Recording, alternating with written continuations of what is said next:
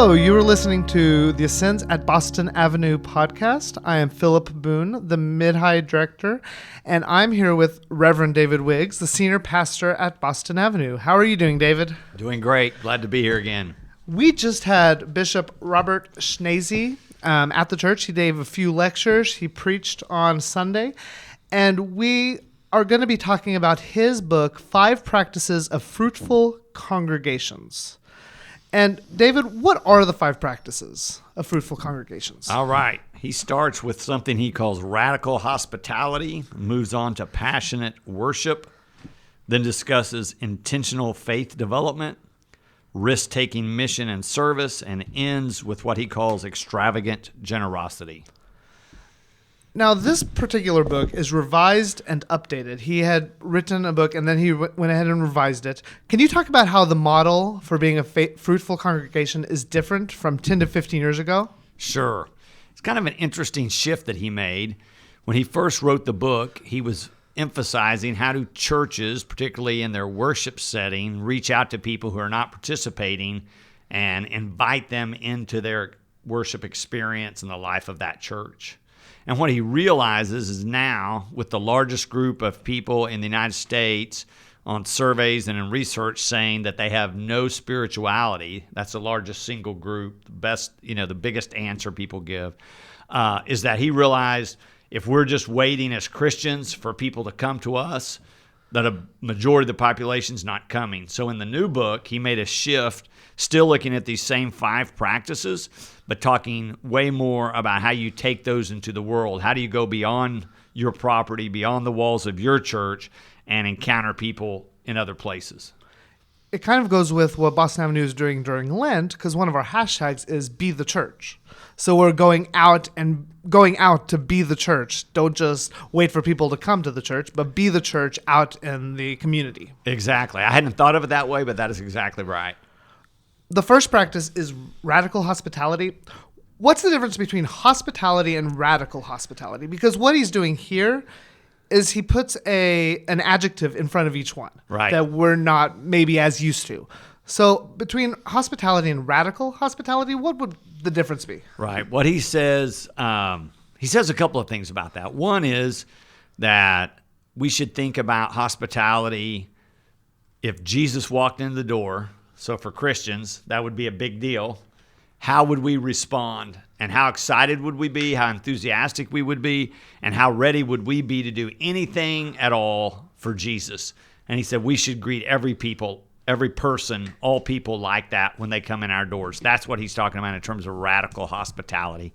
But he also talks about just in terms of thinking through what it means to welcome people and greet people, thinking through how people who already know each other tend to talk to each other. So it's harder, even if it's a friendly group of people to one another, it's hard for them to break out of their own little circles, to notice the new person, to walk with the new person, to have a conversation with them, to get to know them. And so he's saying the radical part is that it stretches us beyond our normal kind of welcome to a more gracious, inclusive welcome. So is the radical part just about greeting, or is it about anything else besides like how you greet people, or is there more to it as well? Well, in terms of his shift, so the first part is from the first part of the first edition of the book. He's talking about just at worship. In the new revised and updated edition, he talks about, so what would that look like if you took it beyond the walls of the church? So he gives an example of a church who wanted to invite the people that live close to their church in a trailer park, and the invitations had no fruit. And finally, a woman in the church said, I think I'm going to go over there and set up a table and take a crock pot and offer food to people and just see if I can get to know some folks.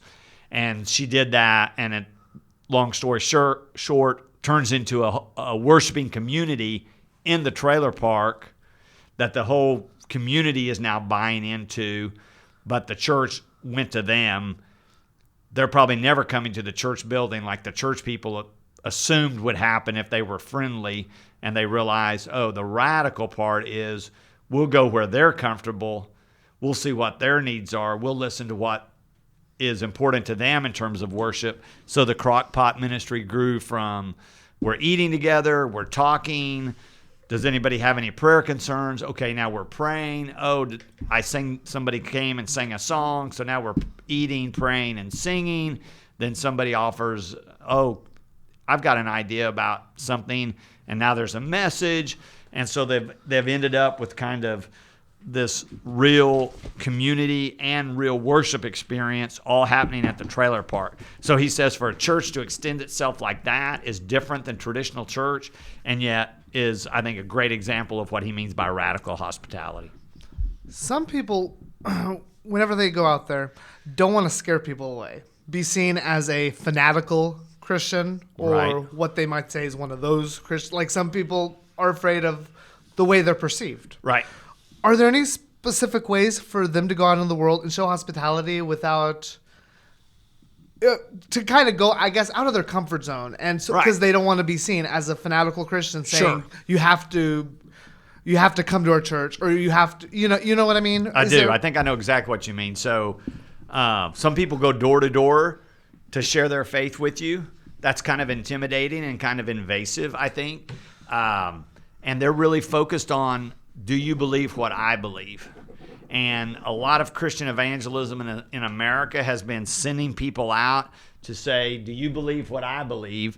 And I'm going to tell you what the right belief is. And if you agree with me, then I'll be kind and gracious to you. But if you don't agree with me, then I'm going to, probably tell you that you're going to hell. I had one of those conversations myself just recently, where a person came into our church for a tour and then wanted to quiz me about doctrine. And when he realized that I disagreed with him, he basically said, oh, people like you are going to hell. And I said, well, interesting. Since I've committed my life to Christ and my whole career and all my life and energy has been spent on that, that's a little bit offensive to me. So we wouldn't send people out to try to change somebody's mind about their belief. That is not the place to start, even though that's sort of the traditional evangelical Christian perspective of how to do evangelism.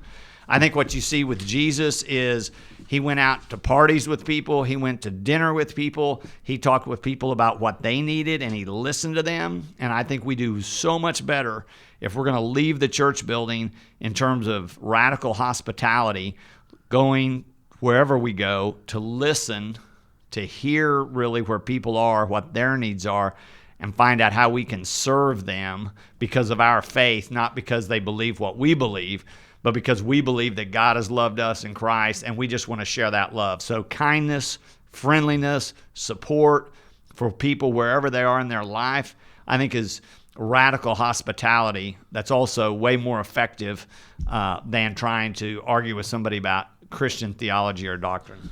What are some examples of radical hospitality at Boston Avenue? Okay. Well, we've done a variety of things to reach out to communities that perhaps have been underserved. So one of the things a few years ago we heard from our Community Service Council here in Tulsa and the Mental Health Association is that often people who are struggling with mental illness are not welcomed in a traditional congregation. And if we wanted to provide a place where people really were welcome to come and worship in whatever dress, with whatever state they were in, that they would be treated kindly and well and would have opportunity to worship. So we start what we call compassion dinner that happens on a Thursday evening here, where there's a family-style meal with some of our church people who have been here a long time. And then the people often come from either homeless situations or live in the Mental Health Association housing, and they come and worship together. They have opportunity to participate in prayer concerns, music, hear a message, participate in Holy Communion. They sometimes offer their own gifts through the prayers or the music or helping serve the communion. And so it becomes a different kind of hospitality than you have to dress a certain way and act a certain way to be a part of the life of our church. So I think that's just one example of it's in our building, but it's a whole different style of ministry than we had traditionally participated in. At the end of each chapter, he gives some practical ideas that you can do. And I'm just going to read a few of them off. Sure. And a lot of these are more what to do inside the church. He talks throughout the chapter of how to go out and be the church in the community. But these are some just ideas that happen within the church, and it's like updating the church website, repainting, changing the signs, and fixing and working on the signage, which Boston Avenue just recently did. Welcome anyone of any age. Welcome one another as Christ has welcomed you. So those are just a few. It looks like 3 pages of just ideas to do, and I just wanted to read a few of them off. Okay. And now let's go to the second practice. The second practice is passionate worship. One problem that churches sometimes run into is worship services becoming stagnant. Rote memory, just the same thing, and becoming stagnant, not being filled with the passion that they usually call for. What are different ways that churches can make sure that a service doesn't become stagnant? Again, I think listening is a key. So often pastors and sometimes key lay people as well have so focused on a particular style of worship that they enjoy or they were trained was the right way to do worship that they cannot hear that other people might enjoy different styles of liturgy or no liturgy or different styles of music or more casual atmosphere where I might want to sit around a table or drink coffee while I'm in worship. Most of our sanctuaries were not designed for that, and we sort of have this idea that we should prohibit all that. So if we get stuck in that mindset, then we're stuck in an experience that's not appealing to very many people, particularly any people under about 50 years of age. Bishop Schnase, when he was here, had a great illustration. He said, this is basically our advertisement for worship in most Methodist churches. Come be with us if you love 18th century organ music and you're an aficionado of Wesleyan hymns. And then he says, now how many people are going to come to that? And he said, we don't think of our worship that way, but that's what we offer. And he says, it's just such a thin slice of Americans that are interested in either one of those. Is it any wonder that younger generations are bored to death when they even think about coming to one of our traditional worship services? And this kind of goes with the way you answer that. Some people may feel uncomfortable with walking into a sanctuary. They may not feel at peace in a formal setting. Right. What are ways that we can reach these people, either at church or out in the world? And are there ways that Boston Avenue does that you can share with, that maybe if someone doesn't feel comfortable with coming in the sanctuary, they can still have passionate worship and Bible study? Sure. Really, we are newer at that than some other places that I think are farther along the road on that. But we are now beginning to develop a informal, interactive family-style service. So casual dress is fine. Bringing your food and drink with you is fine. Bringing children, even if they're noisy and running around, is all fine. So it's a different kind of door to come through to be a part of worship. We also offer a whole variety of things that are not necessarily in the building. So we, a few years ago, had a group of young adults who wanted to be connected to the church, but they didn't or couldn't be here on Sunday morning. So they became a group unto themselves that met on a weeknight, that discussed whatever was going on in their lives, had a meal together, prayed together, sometimes had a lesson, sometimes not. And it wasn't really a worship experience, but it was a different way to connect with the life of the church. Or more recently, we've started pub theology. There's been a movement across the U.S. of pastors and other religious leaders going into bars and pubs to meet people where they are, in a sense. Not as a way to say, oh, we're going to go work with alcoholics, but just where do people meet and where are people comfortable and where do people talk about their life, and introduce a faith component to that. So there's a whole group of young adults in our church that said they would be interested in that. So I've been meeting with them once a month to have faith discussions and talk about their lives, and we do Q&A, and it's a very open format of discussing what's going on with them and how faith might relate to that and enrich their lives. One thing I like about each of these practices is they blend in with each other. It's not just the practices aren't by themselves. Right. They are mixed together. And so this practice kind of goes with radical hospitality when you were talking about pub theology, meeting them where they are. When Bishop Schnase in radical hospitality says we have to do as Jesus did and engage people where they are rather than expecting them to come to us. So they're able to mix in with each other. Right. Another thing for Methodists, not that everybody listening has a Methodist heritage, but John Wesley, the founder of Methodism, even though he was an ordained Church of England priest and in some ways a very formal person, found that people were asking him to come to where they were. And so he ends up going to pubs, preaching on street corners, going to places of where people work and doing sermons and teaching and talking with people about spiritual life. So that's really very much of the Methodist or the Wesleyan heritage, is to get out of our own comfort zone and to look for where there are needs and where people are asking spiritual questions and inviting us in and then being willing to try that. At the end of this, his practical tips are under the heartbeat of life is what he calls that part. Okay. And it's always assume visitors are present because more than likely you'll have one or two. Provide excellent, safe, reliable, trained childcare for all services. Keep the worship area clean. Update lighting and sound systems. Provide large print bulletins for people who may not be able to read the smaller print. Practice the sermon privately or as someone to give feedback, engage a speech teacher. So there are another couple of pages for just if someone is reading this and needs just quick tidbits or quick ideas, they can go to the end of that chapter. Right. The third practice is intentional faith development. What is intentional faith development? Because once again, he uses an adjective, and this time it's intentional. What would you say is intentional faith development? Now, it's kind of interesting. When he was speaking here, he said the adjectives he decided really needed to be interchangeable.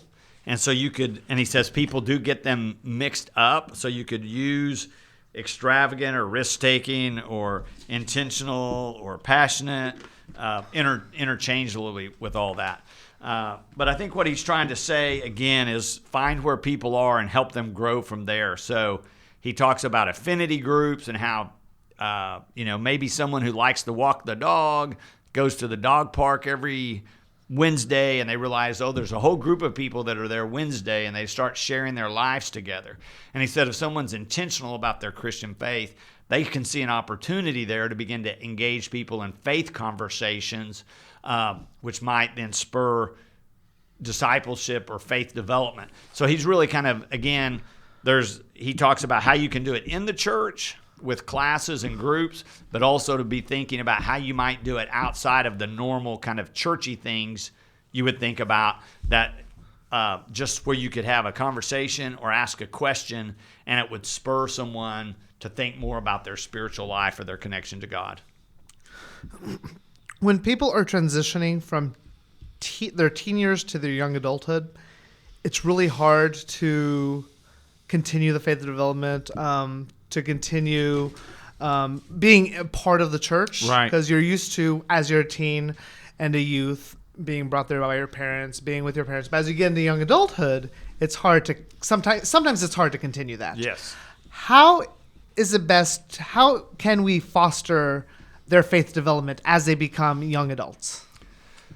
Right. So understanding what's happening in the age development or just life development of a person, and realizing that they're dealing with different kind of freedom and responsibility in their lives. So perhaps a different kind of interaction is more appropriate than it was when they were in middle school or high school.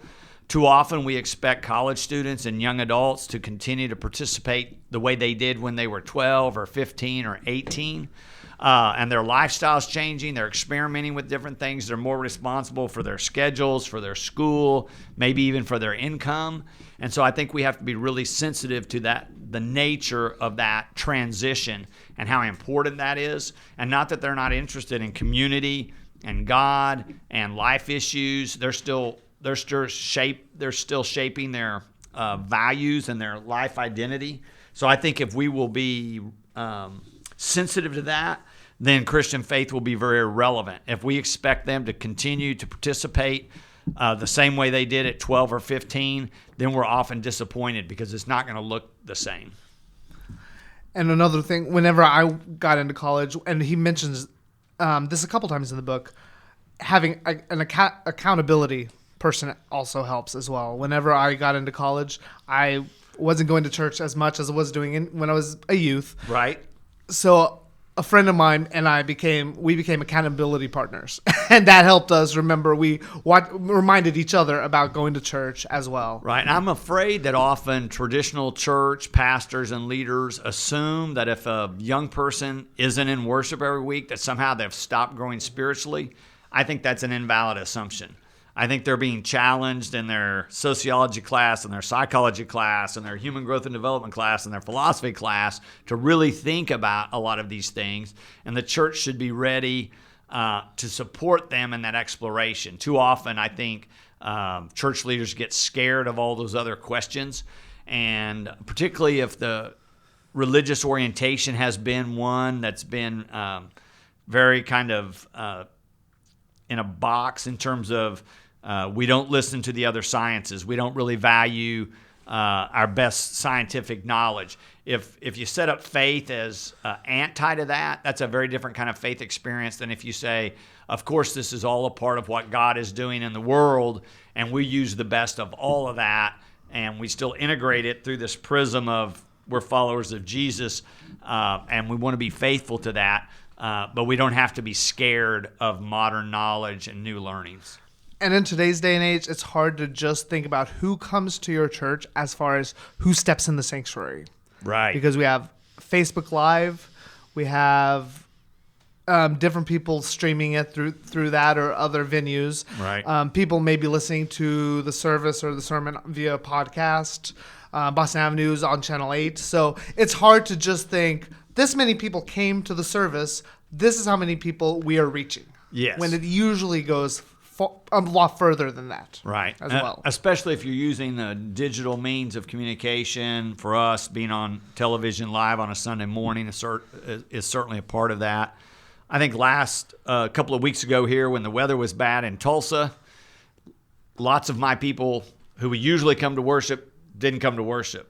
But they're watching on television or on Facebook Live. And then I was really stunned when we counted all those different views up of people who had registered their attendance or clicked in through Facebook or watched on YouTube, that even though our number here was smaller than normal, overall it was over 3,000 people, which is about triple our normal attendance. So it really is a shift in terms of how we gauge our reach and our engagement and our influence.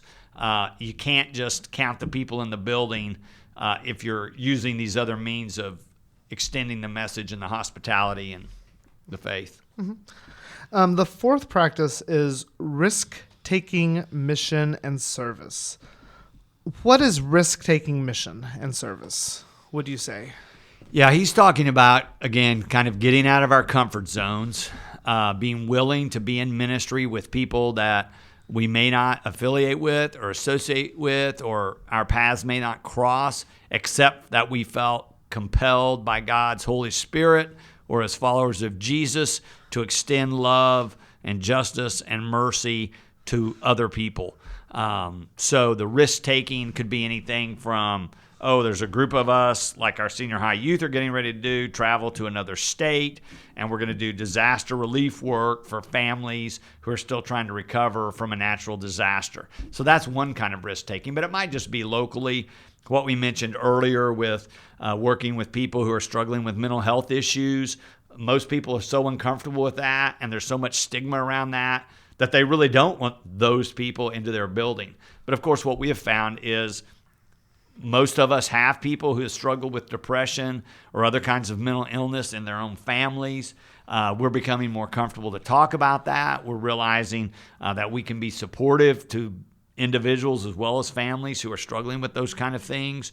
Our Sistema music program after school reaches out to different sectors of the city and underserved populations in some ways where there's elementary or their middle school or their high school doesn't even maybe have a music program. And not that we're trying to become a public school, but we can offer that kind of musical enrichment and challenge and instruction and inspiration. But we have to take some risk. We have to raise some money to buy some instruments. We have to hire some people to be the teachers. We have to rearrange our schedule with our preschool and other things to make room. So I think all those are encompassed in risk-taking mission that he talks about. Sometimes we think of going out and doing mission work for people, just going out and doing it for them. What does it mean to be in mission with somebody? Well, I think we're back to where we started in terms of that, in terms of listening.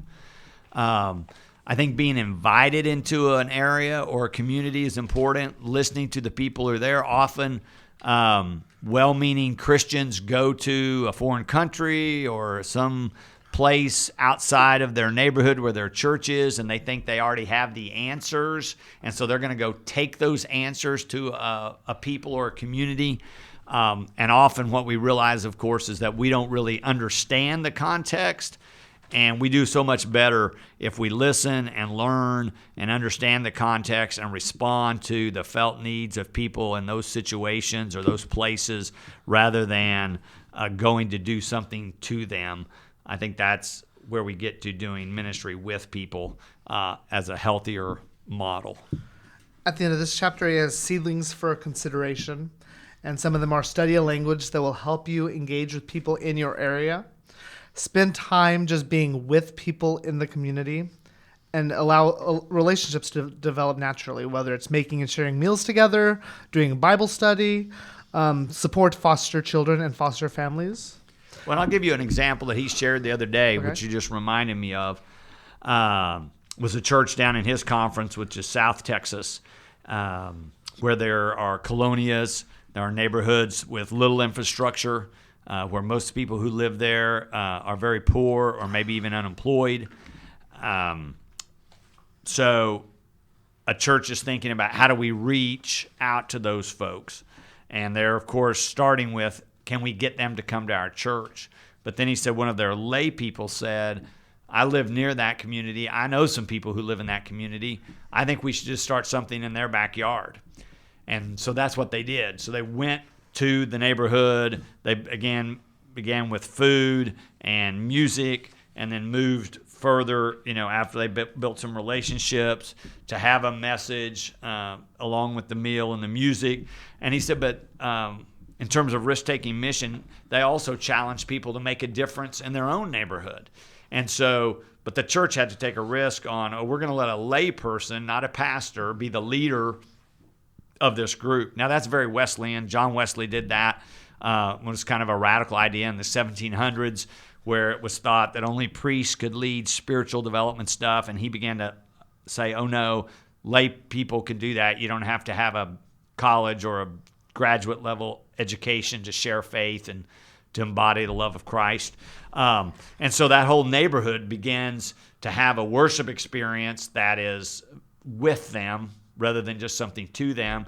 And then out of that one, there's two others where other people heard about that one and started a similar kind of thing in their neighborhoods. So that's a whole different format in terms of what we would consider to be church from a traditional perspective, but is really much more effective in terms of encouraging people to be part of a community that's focused around Jesus than just, a community that's focused around a building. Practice 5 is extravagant generosity.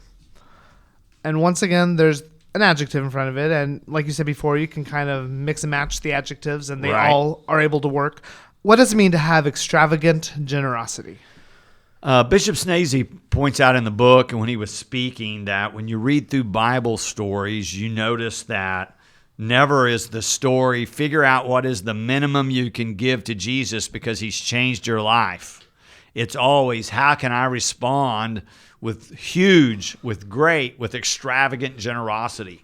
And he says that's the biblical model, whether you're reading one of the stories or another, that all those stories are consistent, is that when people experience the love of God alive in their life through Christ, that they want to give back. They're excited and enthusiastic about that. And that's what he's calling for when he's talking about extravagant generosity rather than what is the minimum I have to do to be a part of this? And one of the examples he gives is the story of the Good Samaritan. Yes. Because when the Samaritan is walking down the road and he sees the person who has been beaten and robbed, he doesn't just bind the wounds. Binding the wounds could be generous. That's a generous thing for him to do. Right. But he takes him to the inn. So he goes a little bit further. Yes. He pays for any help that the man needs, which is further. And then he says, I will come back and pay for the rest. So that's an example of extravagant generosity, doing more than the bare minimum of being generous. Right, right. And it really does, if you think about it, that really stretches you, not only in terms of a financial gift, but how deeply you care and how long you're willing to walk along with somebody else's journey and care for them, even if it's costly to you. And so that's part of what he's calling for in the risk-taking mission, as well as the extravagant generosity is, does your faith challenge you in a way that you're willing to extend yourself on behalf of somebody else's good? As far as generosity goes, he also talks a lot about tithing. And if someone hasn't been able to tithe in the past, whether it's because of debt or whatever has happened, but really wants to give 10% to the church, it's hard to go from the bare minimum straight to 10%. Right. How would you help work their ways? What does Bishop Schnase kind of say? He gives an example of it. How you're able to work your way up to 10%. Yeah. Okay. I don't remember that example, but I have had some experience with this. So often it is, we know from statistics in America that almost everybody at whatever income level is living above their income. So they have some kind of debt. Credit card debt's probably the worst and most oppressive kind, but still you can be overextended in terms of car payments or college debt or a house payment. And if you've already committed all your resources and in fact committed more resources than what you're receiving, it's very hard then to decide to give. So of course, deciding to give first, and you give your first 10% is one way to solve that. Helping people make different decisions about how they handle their finances to help them get out of debt is another way to do that. So there's several different strategies depending on a person's individual situation if they desire to grow in their giving. But I think that's the thing is are we on a growth curve or are we stuck at one place? The Bible assumes life in Christ or life with God is always an ongoing growth experience. And so we all can grow to be more loving, more kind, more generous, do more mission. And it's sort of you have to individualize that or tailor that to help people grow in that area just like in other areas, I think. He gives ideas for deepening generosity, just some more tidbits at the end of this chapter. And one of them is offering seminars, workshops, and retreats to help people deal with excessive debt, which a lot of churches do. And I know Boston Avenue has done the Dave Ramsey, has done his workshop to help people deal with their debt. Offer support groups for people struggling with bankruptcy, unemployment. Invite young adults into leadership and enlist them in planning. Consider the patterns of earning, spending, and giving between the generations. So these are just a few, and there's another 20 or so ideas for deepening generosity. Right, and we're living in the midst of a consumer society where we are bombarded with messages that if we'll only buy this or purchase this or have this thing, that will fulfill us and make our lives full. And I think most people, by the time they get at least to midlife, they realize that's not the case. That the material things are transitory, and so they end up being satisfying in the short term, but perhaps not in a longer term. And there perhaps some more important values in terms of what makes for a fulfilling life over the long term, besides that I've spent a lot of money and have a lot of things. We are going a little long on this podcast. We could have done a podcast on each particular practice. I feel like we could have done 20 minutes or so. I have one last question. What is your role in cultivating these practices, and what is the role of members or folks in the congregation? So what is your role in cultivating these practices? Well, certainly I think we have to think about how do we practice those personally. But of course, having Bishop Schnase come and have a lot of our leaders reading the book and him doing a workshop and some lectures stimulates all that. I'm going to be doing a sermon series. He's goes on his way, but we're going to continue to talk about these during the season of Lent.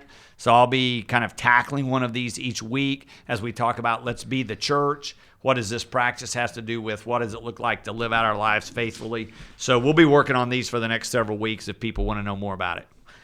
Awesome. If anybody listening is interested in purchasing the book, it is available on Bishop Schnase's website, robertschnase.com, and it's available on Amazon as a hard copy, or you can get the ebook on Google Play, and it's also available at Barnes & Noble. So if anybody's interested in reading more about the 5 practices that we discussed, you can go ahead and purchase that book.